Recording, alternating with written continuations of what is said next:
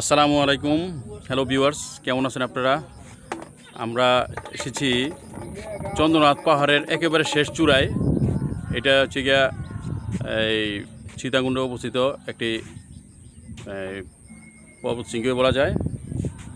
এটা 1200 ফিট উঁচু, আর এটা উঠতে অনেক ট্রেকিং লাগে। যাদের একটু দুর্বল হাঁটতে চলতে তাদের জন্য একটু সমস্যা হবে, তবে পরিশ্রম করলে এটা ঠিকই ওঠা যাবে। এটা ধীরে ধীরে ধীরে সুস্থে, এবং সাথে যারা উঠবে তাদের সাথে একটা ভর করার জন্য একটা লাঠি থাকতে হবে সুবিধার জন্য। আর সবচেয়ে ভালো হয় যাতে স্যালাইন বা এই জাতীয় মিষ্টি স্যালাইন মিশিয়ে যদি পানির সাথে মিশিয়ে যদি সাথে নেওয়া যায় তার জন্য সবচেয়ে ভালো হয়, কারণ কি পানি চেষ্টা করবে। ঠিক আছে, একটা সুন্দর একটা দৃশ্য যেটা স্বাভাবিকভাবে দেখা যায় না।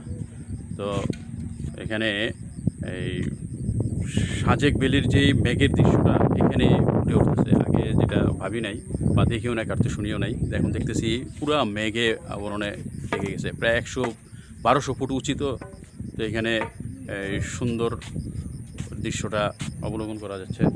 আর প্রাকৃতিক এত ভরপুর যে এটা বোঝার উপায় নাই। বান্দরবান, তারপর খাগড়াছড়ি, আর এই যে সীতাকুণ্ড পাহাড়, এগুলি একই রকম মোটামুটি। এখানে খুব সুন্দর দৃশ্য।